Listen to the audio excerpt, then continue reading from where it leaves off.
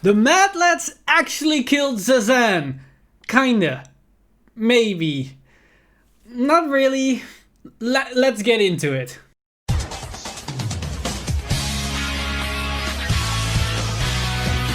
Stand up! Vanguard! Hey Cardfighters, welcome back to another Cardfight update, and today we've got a very special anticipated episode because today is Banlist Day and everybody was expecting for a certain little blue ball to make its appearance on the ban list. And interesting enough, the speculation about this new ban list being premium only is somewhat true because Zazan is the only card added to the ban/restriction list, so no other cards for premium and no other cards for standard. And that was somewhat of to be expected because no other cards was really that problematic out of the gate, and with no tournaments and no actual results, there wasn't really anything to go by except for the whole community outroar for Zazan. Now, there is also a new card for Pale Moon, which is interesting that was been revealed, but we go over that at the end of the video because your guys probably are here for the Zazan hit and my opinion and what my takes are on this particular instance of what just happened. And without any further ado, you guys probably already know about what the new hit is on Zazan. Zazan is not banned. Zazan is limited to 1. And I am somewhat split here. On one side, I am really happy that this happened. And this is mainly me as a content creator and as a community individual that takes part in the whole Vanguard community. But on the other side, I am somewhat disappointed, and this is the side of me as a competitive player and just an avid player that wants to go to tournament and wants to have fun, but at the same time have a good, exciting environment to play at a healthy format in. And that side I'm a little bit disappointed, but let's go over the positive sides here, which are actually in somewhat out favoring the negative side here. And the reason for that is that this is unprecedented for Vanguard for this to happen. Bushiroad didn't just outright limit Zazan because there was an unhealthy amount of tops for the deck. They didn't limit it because they saw that their tournaments were overrun by Zazan or that only that particular deck was playing. It wasn't really because the game itself wasn't healthy, because there were no tournaments, there were no results. They didn't go by their usual standings.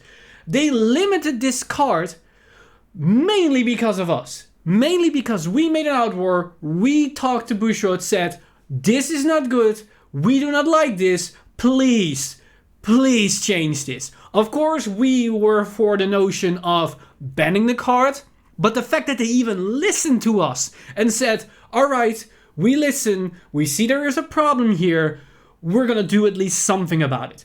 That is huge.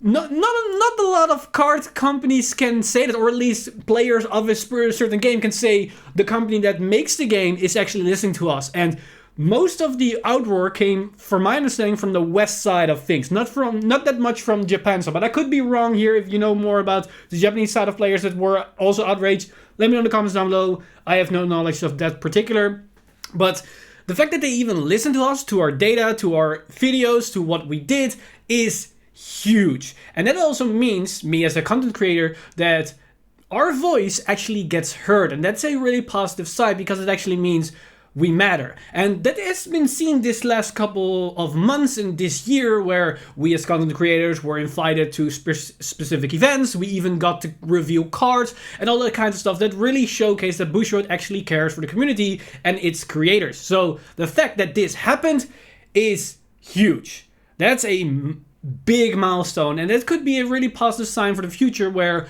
we as a community have a somewhat of a say in the matter of when things go sour, that we potentially can voice our opinions and that Bushiroad will actually listen to those opinions and not just shove it under the rock like, you guys don't know what's happening, we make this game, we know what's supposed to happen. That's luckily not the case here. Now, with that being said, Zazan limiting to 1, everybody knows this is not enough. There is one upside, is that just the generic vanilla builds are probably not going to be rampant. Just the vanilla Shadow Paladin, just the vanilla Royal Paladin, just the vanilla Gear Chronicle, just the vanilla X deck probably will not be played anymore because it's way too consistent with just one Zazan. So those decks are out. So that means more and more normal decks will actually be able to compete and play. But that said, that one Zazan has two problems. One problem is that specific decks that can search it out, can fetch it from anywhere, can manipulate a single Zazan so they can reuse it, something like Pale Moon that can put it into solo, call to the Vanguard, put it in solo, call to the Vanguard, that can reuse the same Zazan. Those particular decks will have an unhealthy advantage over any other deck. So people will try to figure out certain deck builds that can abuse the singular Zazan, that can up the consistency, that can actually search it out whenever they want. Those decks will probably have an unhealthy edge over the rest. However, those decks are a lot harder to make and to pilot than just the generic vanilla beatdown deck that we've seen at the beginning of this whole debacle. So that's something you need to keep in mind. Another thing is that the amount of Zazan decks will definitely be lower than it was with Zazan at 4, but the time that you lose against that one singular Zazan will feel that more painful during a tournament, because if that person top decked a Zazan, you know it was a 1 in 50 chance for them to actually open up that card or using that card. So that feels even more annoying that it actually happened. So in fact that they make the amount of Zazan players less, the feeling about losing against the Zazan deck actually goes up here. So there's the reason why a lot of us said that putting Zazan to 1 might not be enough, and we actually went for the banning it outright. So those are the two problems we have here with Zazan still being legal, but only at a 1 copy. Certain specific decks can probably abuse the living shit out of it, and losing to just a generic vanilla beatdown deck that actually managed to top deck the Zazan in their opening hand or early enough that it matters feels really,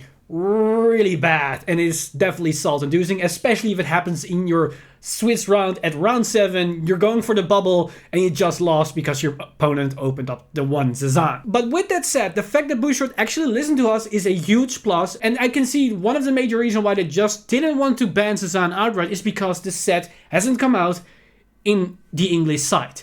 It has come out of Japan, but it hasn't come out for us. And this restriction of Zazan will go in effect the day this set is released for us. So once you start opening up your Premium Collection 2020, you can only use 1 Zazan. That's huge because we never get an actual hard restriction on a card before the card is actually released. We had the combination restriction with Laurel and Purple Trapeze, but that's something for an unhealthy combination of certain cards. It's not that that specific card can only be run at a 1 copy or is just banned out of the box before the set is even released. So I can understand why they just didn't want to ban Zazan right now, because the set is yet to be released. However, it is very possible once the set is out, we have maybe 1 or 2 months of Zazan issues or something happens, and that they then say, alright, this set is out, you've proven your point, now it goes from 1 to 0, it's done, it's over. That's definitely a possibility. What also can happen is that those decks, which I'm speculating about, that can abuse Zazan, that can reuse it, aren't consistent enough or aren't as good enough as some of us think they are. Because I'm not sure how many people actually play tested with just Zazan at a 1-off, because I know that a lot of guys just play tested with 4 Zazan and just went with the notion, okay, this is unhealthy, we're just banning it out right, and we're not going to even play test anymore, we're not going to play against it. I'm not sure how many actually played against the 1-off Zazan, how good it is and how good those specific decks can perform. So maybe those decks aren't good enough, or they are definitely good enough, and then 1 or 2 months after the Premium Collection 2020, I can see Bushiroad then just shutting the whole party down and said, alright, enough is enough, Zazan to 0, let's move on. But overall, as a content creator, I am really, really happy that this just happened. Now, with that ban list discussed, let's talk about the latest Pale Moon card that was revealed that supports the new Harry build. And it's an interesting card, but not a lot to talk about because, as you're gonna see, it's kind of unnecessary, as they got a new grade 1, which is Moonlight Melody Tamer Betty. And Betty's abilities are Auto and Vanguard Circle, when placed, draw a card, and put a card from your hand into the soul. So this is somewhat a faster and better starting percenter. This helps you with putting your Magia dolls into the soul for Harry. Can even use it maybe in Silverthorns, but then again, why do you want to play the Silverthorn as not a Silverthorn name? So this is probably just either a generic support card for Pale Moon, or it's mainly for Harry because of the second ability. So this helps you to set up those Magia dolls early on. And also with the draws, can help you to get drawing into your Harry on a more consistent basis.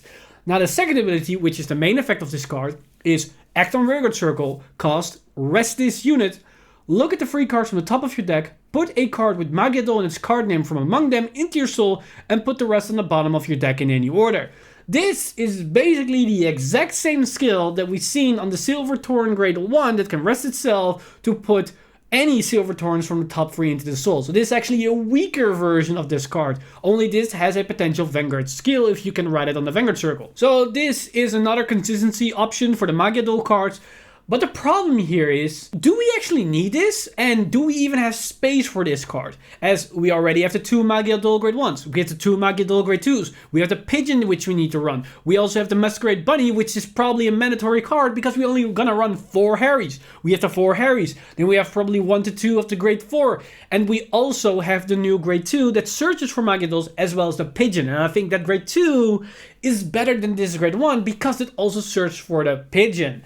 So then the question is, do you even have space? With all those cards in mind, not really. You can, if you get the bunny out of the deck and put this thing in place of the bunny. But I don't think this card is better than the bunny because you need the bunny to get to your Harrys, as you're only gonna run 4 Harrys and that's it. You can somewhat make room if you're gonna lower the amount of Magia Dolls as the Grade 2s and Grade 1s, and there has been some discussion going that this could be possible because once you set up your soul, it's very easy to keep them in soul and keep putting them back because you can just intercept with the Grade 2s and the Pigeon can put Grade 1s into the soul. So there isn't saying a matter for that, but I'm not sure if that is a good fit and if this card is good enough to facilitate that strategy. And with that discussed, we've basically talked about everything for this video. Of course, the main topic is about the new ban list, and even though it's only 1 hit, the fact that Zazan wasn't just outright banned as we hoped to, but just put to 1, there was still a lot to talk about because there is definitely some implication by putting that card to 1 instead of to putting it to 0.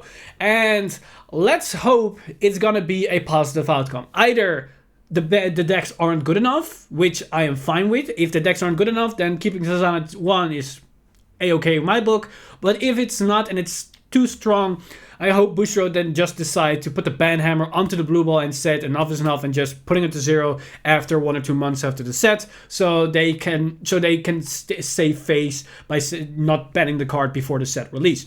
All in all, I'm really happy with Bushiroad actually listening to us as players, as content creators, as enthusiasm people about their game or whatever you want to call it. I'm just really happy that we actually have a company that listens to its player base. Not a lot of other card games can say that. At least we can say that. And that, in my book, is a huge plus. Now, with that said, let me know in the comments down below what you guys think of the new card for Pale Moon. Do you disagree with me that this card is actually insane and you definitely want to run in your deck? Or do you think, yeah, it might be a bit unnecessary, but I want to play around it because I'm going to drop the Grade 2 or maybe lower the amount of Magia Dolls? Let me know in the comments down below your opinion about this particular card and how you want to use it, as well as your thoughts about the Zazan hit to 1. But with that said, I want to give a huge shout out to my Patreon supporters as they make everything on this channel possible. I want to thank you guys for supporting everything we do on this channel. If you do want to support the channel or everything that we're doing on this channel, you can simply do that by hitting the subscribe button and bell button to be updated for future videos, as well as becoming a Patreon supporter over at patreon.com/Vanguard Insider. But with that said, I'm Mr. Time Leap, and I see you guys in the next one.